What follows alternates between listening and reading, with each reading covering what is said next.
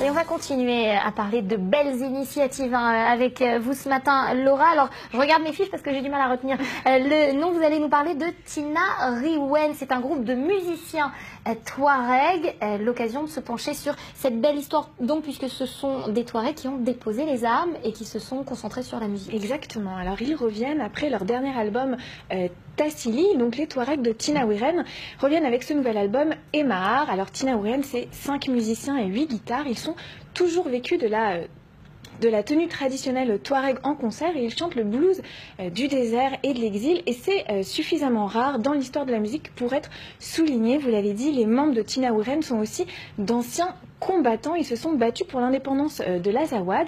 Alors l'Azawad, c'est cette région du nord Mali qui est en proie actuellement à une rébellion armée des Touaregs qui veulent leur indépendance. Et Tina Riwen, eh bien, c'est le groupe emblème de la nation Touareg. En 2012, le groupe remporte le Grammy Award du meilleur album dans la catégorie World Music pour l'album Tassili. Et depuis, eh bien, le succès ne s'est pas démenti et on comprend. Ces musiciens chantent la souf. La souf, c'est la nostalgie et le retour vers une terre dont ils n'ont jamais eu la possession légale. Et écoutez une compilation de certaines de leurs chansons.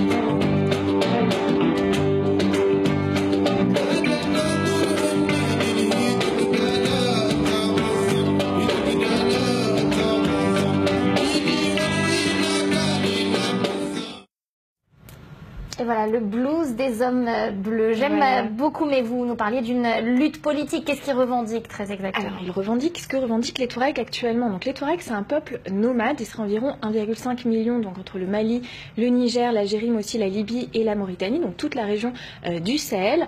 Les Touaregs se caractérisent, donc, vous l'avez dit, par le port d'un voile indigo, d'où leur surnom, les hommes bleus du désert. Alors, au Mali, ils revendiquent l'indépendance de l'Azawad qui correspond à ces 3 régions maliennes de Kidal, Tombouctou et Gao. Les Touaregs entrent en rébellion en 1997. Guérilla des sables, comme on l'appelle, dure plus de 5 ans. Elle fait des milliers de déplacés.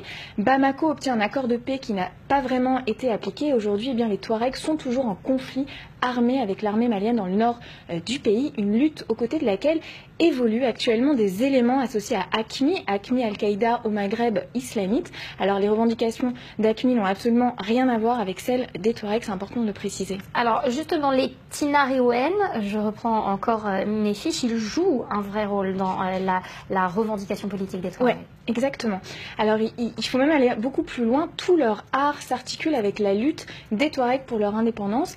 Tina Riwen s'est créée en 1982 lors d'un festival à Alger. Ils sont alors en exil et lorsque la rébellion éclate en 90, ils rentrent au Mali, les armes à la main et les guitares en bandoulière. Ils intègrent alors le MNLA, le Mouvement National de Libération de l'Azawad. Et puis en 1992, lorsque la paix revient, le groupe ne se consacre plus qu'à la musique. Ils laissent tomber les kalachnikovs et ne gardent que leur guitare. Et leurs paroles évoquent donc surtout la culture touareg, l'amour et les souffrances de leur peuple. Et aujourd'hui, eh bien, malgré le regain de violence, c'est uniquement par le biais de la musique que Tina Riwen défend la cause touareg et le MNLA. Et écoutez-les justement à ce propos.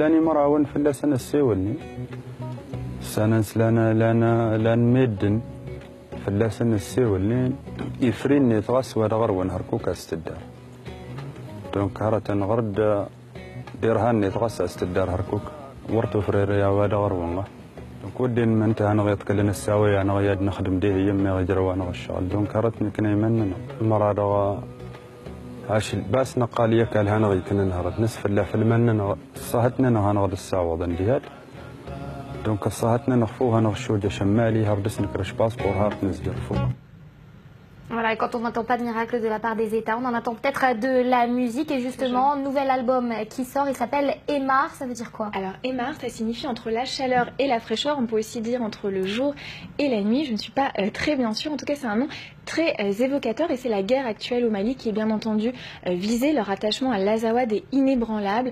Et une fois chacune de leurs tournées terminées, eh bien, ils rentrent à Kidal car, disent-ils, ils ne peuvent pas vivre ailleurs que dans le désert. Et voilà, merci Laura, nous avons amené un peu d'Afrique sur ce plateau et beaucoup de musique aussi. On va terminer en musique? Alors on termine en musique, donc on va se quitter avec un extrait de leur dernier album, Emar.